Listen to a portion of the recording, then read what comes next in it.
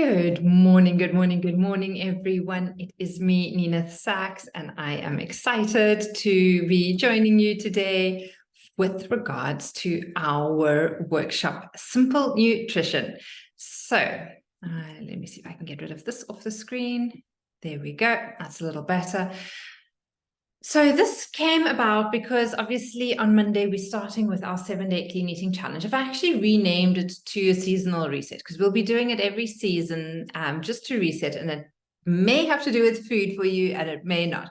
But what I wanted to address is this idea of nutrition. And I think a lot of us find that nutrition is complex and complicated and it's just overwhelming. And I actually wanted to just simplify things down for us and into kind of like the big building blocks. So for those who don't know me yet, I am Nina. I am an Ayurvedic lifestyle coach. So I pretty much work with like the big building blocks of your life. So if you envision like kind of like what kind of house you would want, if you're thinking like maybe you're wanting like a little seaside cottage or something in the woods or a big apartment or a palace, whatever the story is, at the end of the day, everyone still has to put down a foundation, build the walls, put in the windows, put in the roof. And that's pretty much where I come in. And that's what I help women do. It's getting the right foundations, the right building blocks into place. Thereafter, you can play with the fun part of doing the interior decorating and maybe grabbing an Ayurvedic practitioner to help you choose the colors of the walls and the type of lighting, and if you want curtains or blinds. But at the end of the day, you first need to get the building blocks in place. And so that is what it is that I do and how I work with people, with women. So my background is in yoga. I've got the Takai Yoga Studio. I'm one of the directors at the Academy of Yoga and Ayurveda, where we teach yogis to become yoga teachers, host workshops and retreats, and I've done the yoga magazine. So I've been around in the yoga world for the last 20 years or so. And Ayurveda has probably been something that I've known about and incorporated for like after the first, like for the last 10 years, and probably very much more intensely in the last 2 to 3 years, where I've actually really understood it a lot better for me. So what I'm going to be sharing with you is pretty much what has been working for me, and hopefully there'll be some tips that will work for you. In the end of the day, like I was saying, I help women implement the foundational principles in Ayurveda in a really easy manner. Because I thought first when I learned about Ayurveda, it was so complex and there were so many parts to it, and there was a massive textbook like this. And actually, sometimes we just need things to be really, really simple. And the reason why I do that is so that we can all have a little bit more space and time in our lives for what it is that we want to do. All right. So the reason why I do these free talks every month and why I do what I do is, one is provide better free information on how to make Ayurveda more accessible to the average person. And just to realize that it doesn't need to be hard, that it doesn't need to be complex. All we need to do is actually start implementing some practices. And the idea is that by doing these free workshops that I gain the trust of you guys, that eventually maybe one day you'll want to work with me and be coached by me so that you can fast track your personal growth. And for those who that's not an option for at this point in time, or if that's not something you're interested for, the idea with these workshops is just to help as many people take control of their health for free, for good, so that we don't have to rely on the healthcare system to do that for us, that we can actually be empowered. So that is why I do what I do. I'm very transparent. Ideally, I would love to work with you at some point in time when the time is right. And if that's not yet, I'm so happy to be able to provide as much free information for you that you can start implementing right away to improve your health. All right, so that's where we've come to today's workshop with regards to simple nutrition.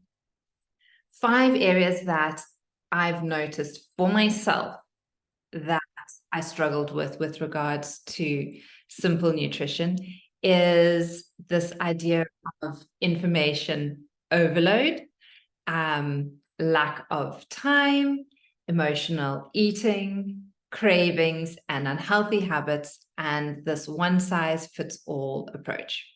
So I see my mom and my brother have just joined in. Welcome. I'm going to just try and pin me. There we go.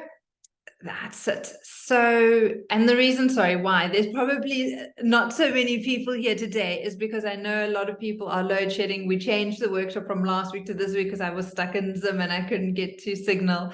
And so the time wasn't that great, and I didn't really send out too many reminders either, which is all on me. But for those who are here, and for those who are catching the recording, I'm glad that I'm able to put this together for you. So just to give you, again, a quick overview, we're going to be chatting about information overload, navigating time, emotional eating, cravings and unhealthy habits, and the one-size-fits-all diet approach. So how we'll address it is looking at the most common causes or issues or challenges that arise, what tips, so pretty much what it is that you can do right away. And sometimes I'll be sharing some resources or inspiration with you along the way.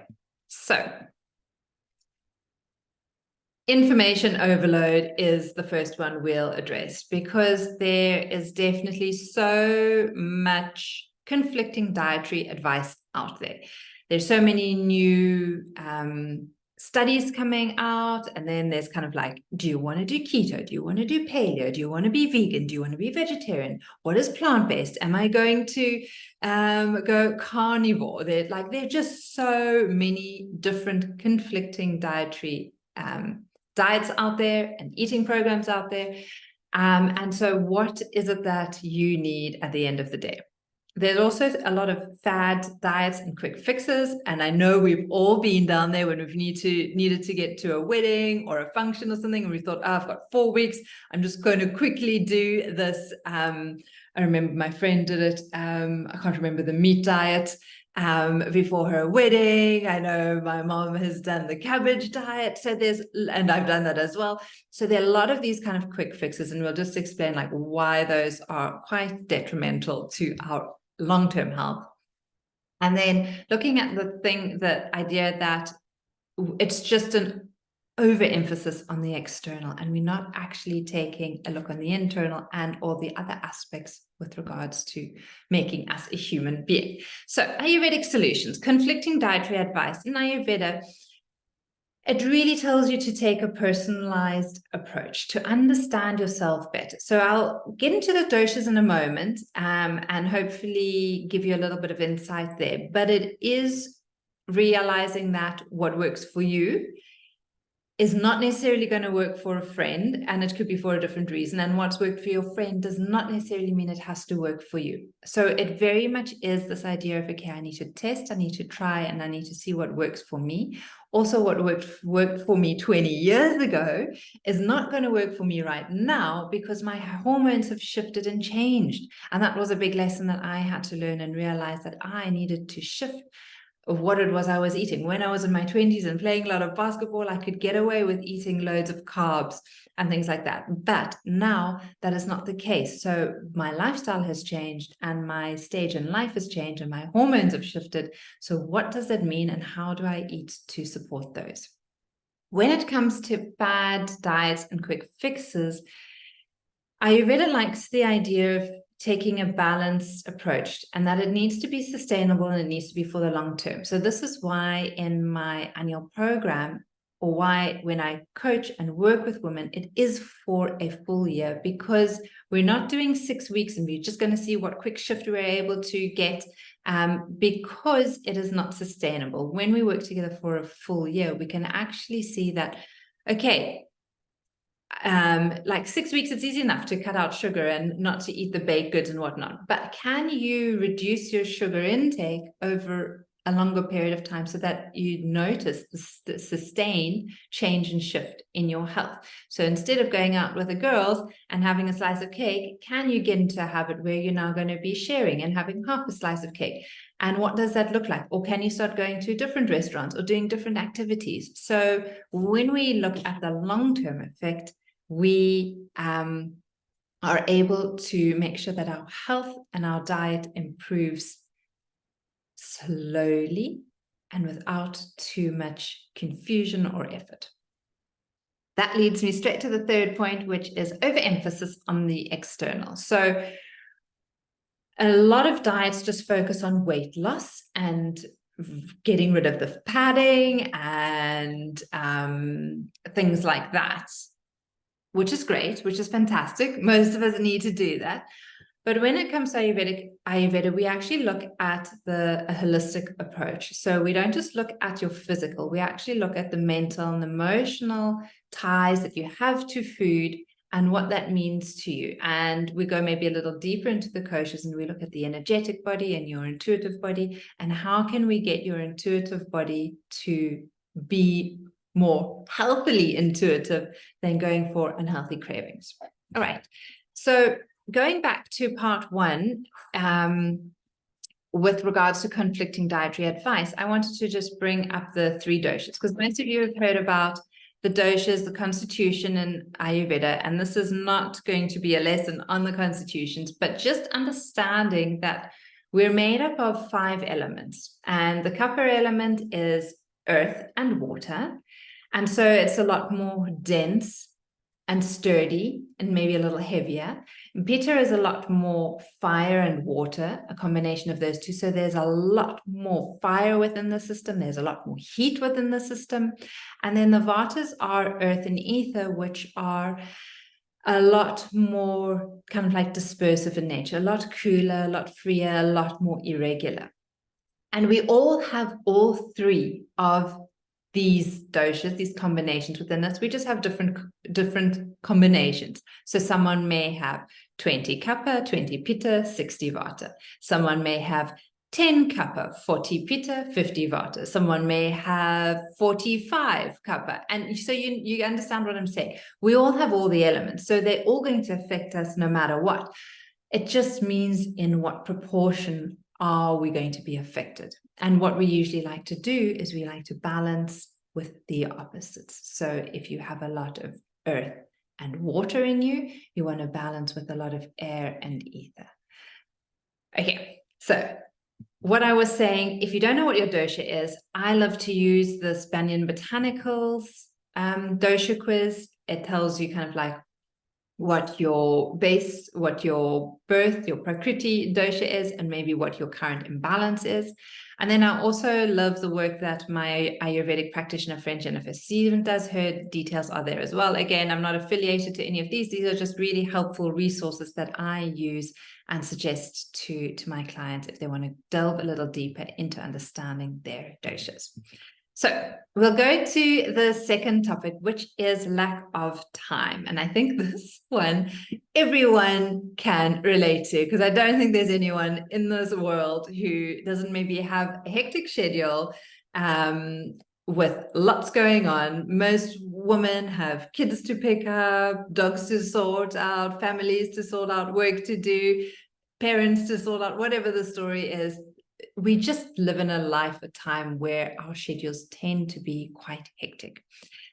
What then also happens is that it leads to fast food temptations and snacking, and then irregular eating patterns. So let's have a look at these with regards to Ayurveda and what we can do. So if you know you've got a hectic schedule and you can't do anything about it, just accepting it.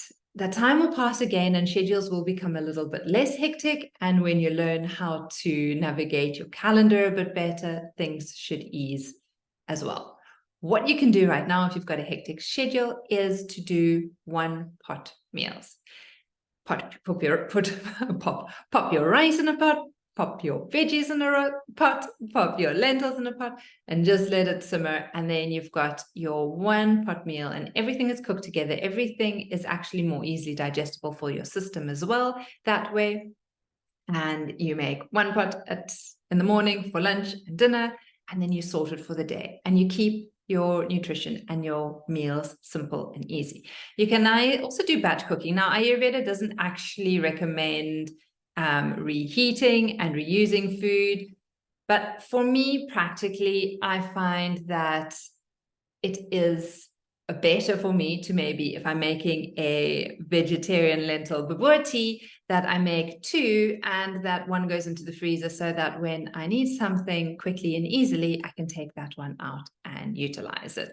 The same goes with prepping veggies. If I'm already going to be cutting carrots, I may as well do a whole load for the next couple of days so that they're all done, so I don't have to grab the peeler and the grater and the this and the that actually everything's done. So if you have a hectic schedule, think of doing batch meal prepping and cooking, and stick to one-pot meals. Don't get complicated, because what happens is that if we try to get too complicated with meals, we tend to slip into the second category, which is fast food temptations, and we'll just go and grab the biscuits or the snacks from the fridge, or just some quick, easy meal. And so we want to try and avoid that.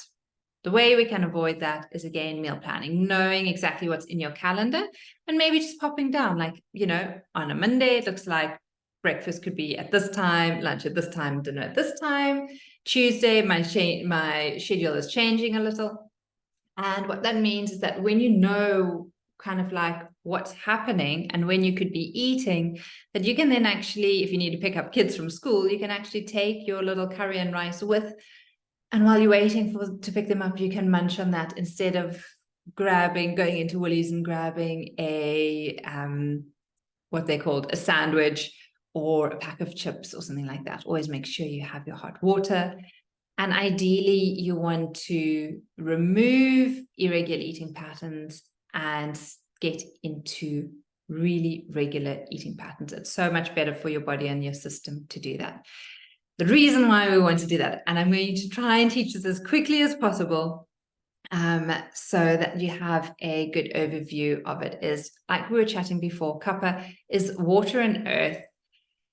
And the time from about sunrise, so say 6 a.m. to 10 a.m. is the kapha time of day, where things are a little heavier, a little more dense. And so actually you want to eat something that is maybe a little lighter. We don't want to actually have a big breakfast in this time of day. We actually want to have something that is light and easy for the body to digest. When we do want to have something really dense and heavy and nutritious to eat, is this time between 10 a.m. and 2 p.m. Because this is the pitta time of day, the fire and water. It's where your body creates the most amount of bile. And this is where digestion happens the easiest and the quickest. And so between that time is when you really want to have your biggest meal. From 2 p.m. till about sunset, so around about 6 p.m. thereabout, is again the vata time of day, which is air and ether, which is light and mobile. And if you think of this light and mobile, if you haven't had a proper meal at lunchtime, you often feel quite snackish here, and you feel like you want something sweet or crunchy or sour. And the reason why is because sweet, sour, and salty are what help to pacify vata. So that's why so often at that time of day, we crave something like that. Whereas if we've had a healthy lunch and maybe even a little dessert with lunch, we can actually delve into this vata time a lot more easily. And then towards the end of it, have a nice nourishing soup or stew, or even a salad if you'd want, if you're high in kapha. And that would then tie you over all the way till the next day. So you want to be having an earlier, lighter dinner, because from 6 p.m. till 10 p.m. we move into the kapha time, which again is earth and water, which is very dense, and it's this downward movement, and your body is not able to actually digest what you've eaten. So the idea of having a big meal late at night is kind of like really the worst thing for your constitution to do, because your body just can't break down what you've taken in.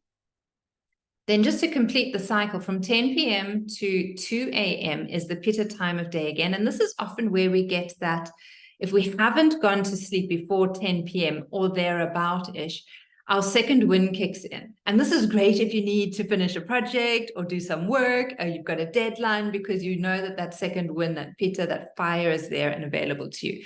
You just don't want to use it every day, every night, and regularly. It's there once in a while. What you actually want to happen in the pitta time of night is for it to digest the day that has just been, all your thoughts, all your emotions, everything that has happened. When you're asleep, you want your subconscious to just be able to digest that very easily. And that's what that second digestion in a 24-hour cycle is for. When we get to sleep and we're sleeping in this pitta time of night, we're usually able to sleep through from the 2 a.m. till 6 a.m. period. If we have disrupted sleep, we'll usually find that we wake up between 2 and 6 a.m. because it's vata, it's light, it's sporadic, it's dispersed. So that is just a quick rundown on why you want to be eating at certain times of day and what you want to be eating then. Pitta time of day, you want to have the heaviest, most dense. Your breakfast in kapha, you want it to be light, and vata, you want it to be just a little bit nourishing and hopefully maybe a little warmer, like a soup or a stew, but not too much. All right, we get into the third one, my favorite one, emotional eating, because this is what I have done a lot of in my life. So emotional eating happens, that I noticed, in 3 ways. One, it's stress induced. So if I'm stressed, I will emotional eat. When I just have complete lack of awareness with regards to what I am doing, and I find myself in front of the fridge or in the pantry and using food as a coping mechanism. All right, I think so many of us were placated as we were kids, with regards to if something went wrong, just, have a chocolate, have an ice cream. And instead of navigating the challenge and the difficulty as to like what it was, we often used food, and often it was a sweet taste, as a coping mechanism. So not that there's anything wrong with that, that's happened. It's just understanding now and having that awareness with regards to what has happened in the past and changing it for the future. So solutions. Ayurvedically, stress-induced eating. If you notice that you are a stress eater, firstly, it's about slowing down, acknowledging that there is a mind-body connection, and then just find alternatives. So what could it be for you? If you are stressed, maybe it just means going outside, walking around the block for 10 minutes and recalibrating. Maybe you just need to get onto your mat and do a few stretches or a breathing practice, or speaking to a friend or a loved one. So noticing what the stress is for you and finding healthy alternatives that could work better. Trying them out, try a lot out. Maybe it means going out with friends and having a quick paddle game with them. The second one is lack of awareness. So when there's lack of awareness, it's you just not being mindful about what it is you're doing. And you want to bring yourself into the present moment. So a nice practice is just counting back, 5, 4, 3, 2, 1, and taking a moment to acknowledge, okay, why am I wanting to emotional eat? Why am I wanting to eat something when it's not actually at a meal time? I'm not actually hungry for it. And this 5, 4, 3, 2, 1 is a great little practice that can help you just bring you back to the present moment and awareness. And then I chatted a moment about using food as a coping mechanism and just finding different ways, different tools or skills that you can use that will work for you in your situation. And again, looking at the season, if it's summer, getting outdoors is great. It might be meaning getting onto a trampoline and jumping up and down on your trampoline for a little. It might mean going and grabbing hold of your dog and giving your dog some love. So what is it that you can be using and doing? So the idea is to really get to know yourself and try things out, try different things. Just having that awareness is the first part. And then from there, as you have that awareness, you can slowly start experimenting and shifting things. All right. Part 4, cravings and unhealthy habits. And this is an interesting one, because definitely sugar cravings are big. I think that is probably one of the biggest cravings that most of us, definitely me, have had to still navigate and try to overcome. We'll chat a little bit about emotional eating triggers and what triggers there often are for emotional eating, and then processed and fast food habits. So Ayurvedically, sugar cravings, in Ayurveda, we talk about there being 6 tastes. And when we have a sugar craving, it often means that that sweet taste has not been fulfilled in our life. Now, that may mean if you need to get it from your food, you could get it in different types of vegetables. So, for example, your carrots and your butternut, a lot of your root veggies are quite sweet in taste, and your spices like cinnamon. But also what it means is maybe that you're needing the sweetness elsewhere in your life. So maybe instead of getting the sweetness from food, maybe it's just you want a hug from a loved one or a partner. Maybe you're wanting, again, maybe you just need to speak to someone that cares about you. So when it comes to sugar cravings, a craving is not necessarily in Ayurveda a bad thing. Actually, a craving in Ayurveda isn't a bad thing at all. And this was something I had to switch my headspace around and realize that a craving is just your body telling you that you're wanting something, that you're needing something, and that there is a lack of something. And so when you understand that you're not needing to force or push against a craving, that you can then acknowledge that and address it in a healthy manner, in whatever that may be. Going for a walk, playing with a dog, phoning a friend. There are other triggers that tend to make us have certain unhealthy cravings or ways of eating. And the 5 triggers I'll go through quickly is people. So there may be a certain person that you often go to when you hang out with them, that you maybe have a glass of wine and a piece of cake with them. So there are often people who are a trigger for us. There's often a place, maybe it is a specific restaurant or coffee shop. There's people, there's place, there is an emotion. So maybe you find every time you feeling down or depressed, or you've maybe had a fight with your partner, that you then crave something sweet. It might be a specific time of day, like we were chatting, like at the Vata time of day. Maybe you notice like at 3 o'clock, like that's when a craving kicks in. And then it might be a preceding action. Maybe you notice when you make yourself a cup of tea, you automatically go to the cookie jar and put a biscuit next to you or teacup with that. So noticing what the triggers are that lead you to doing that unhealthy habit. And then the easy thing is you just substitute it. So instead of going to that restaurant, you go to a different restaurant, or you go for a walk instead. At a specific time of day, if you notice at 3 o'clock that's when you have a craving, you put something else in. Again, you maybe go for a walk, or you make sure that you've got an apple cut up for you.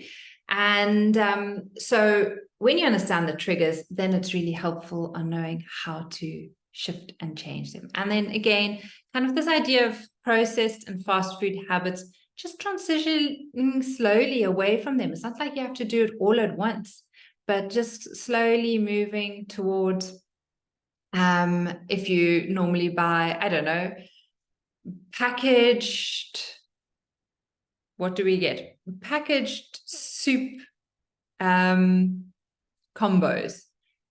to just grab the tomatoes and make yourself your own fresh tomatoes. So it's moving in that direction, slowly and mindfully. Right. So again, like I was saying, not all cravings are bad. It's just understanding that it is your body, your system saying that it needs something. So maybe if you get stressed, it's you realizing, actually, I need to take a break from work and I need to give myself something, or I just need a break. Maybe you realize that your body is actually wanting those healthy, crunchy strawberries. And so you allow yourself to go and do that. All right. Final topic, one size fits all diets. So there are so many generic diets out there, like I was saying right at the beginning, and they focus a lot on kind of like only what it is you eat, and they neglect the long-term health implications. And when it comes to Ayurveda, we look at what our unique constitution is. We look at the season we're in. We look at what's happening in our life, what's going on in our life, where our imbalances are, and then we can shift and change our diet towards that. Ideally, unprocessed foods, so healthy, whole foods is what we want to be eating. That's the easiest way to start. And when you start shifting towards that way of eating, everything else tends to fall in place a lot more easily. So it's not about just what you're eating, it's understanding yourself as a whole person, understanding that the mind comes into play, your emotions come into play, your spiritual disposition comes into play. And when we bring all of those factors into our life, that it helps us make better choices. And then Ayurvedically, it's taking a long-term approach. So we're not just looking short-term. We're not just looking for how can we shift things in the next 6 weeks and then noticing a change. Oh, my body's feeling better, my skin's less dry. But actually in Ayurveda, you want it to be a way of life. So you're changing your lifestyle slowly, slowly, slowly to match where you are and what it is that you're needing. So to end off, my 5 simple tips for you. I think it's really helpful to understand your constitution because that gives you a good idea as to where to start. And then work with nature, not against nature. So it's more about eating your biggest meal at lunchtime and small dinner and small breakfast on either side. Be your own test subject and be willing to try. So noticing that what maybe worked for you in your 20s isn't working for you now. Try different things and see what it is that you're needing. Understand your triggers. We chatted about those 5 triggers a moment ago. Notice which ones are the biggest ones for you. Is it the people in your life? Is it the places you go to? Maybe is it a time of day? Is it what we're reaching? The people, the places, the time of day, the preceding action. And the 5th one, time, place, people, preceding action, an emotional state. Is there an emotion that triggers some form of way of you being? And then to me, the 5th one is just get into the right community. So you're already here, which is great. So you already you've already got number 5 sorted. Just make sure you spend more time with the right people and less time with the wrong people. Doesn't mean you have to take them out of your life completely. You just want to spend more time with the right people. All right. So in closing, nutrition can be super simple. It doesn't have to be complicated. Go one step at a time, change one thing that works for you. When you understand yourself, then it becomes so much easier. And again, like I was saying, when you're with the right people, you're able to implement change for the long term. All right. So then to kind of like completely close off and to understand where I am at and what it is that I do. So I coach women on how to like implement the fundamentals of Ayurveda. Like I was saying right at the beginning, it's the building blocks, getting those building blocks, the foundation, the walls, the windows in, the doors in, the roof on. That's what I help you with. And the way to do that is to join my annual membership program. So if you're interested, all you need to do is email me. I only take in 6 people every round. So if there's something you're keen on, get hold of me soon. The next intake will be in November. All right. And then if you're not ready to commit for a full year, but you'd like to do something, then I have a clean eating challenge, which is now the seasonal reset, where we come together for 7 days and you choose one key area in your life that you want to shift. So it might be kicking sugar, it might be reducing alcohol, maybe you want to get more clean food in, maybe it's got nothing to do with food, maybe you want to just get outdoors more, maybe you want to exercise, maybe you want to include a meditation practice daily, maybe you want to improve your communication with family and friends. And why I do just a short 7 days is that you can see what it feels like to have a shift in that time. So if this is something you're interested in, let me know. I'll keep you posted when the next seasonal reset is. We do them every season, and I can get you on the waiting list for the next one. So that is it from my side. Thank you so much for being here, for joining me, and hopefully we get to connect in the future. From my heart to yours. Namaste.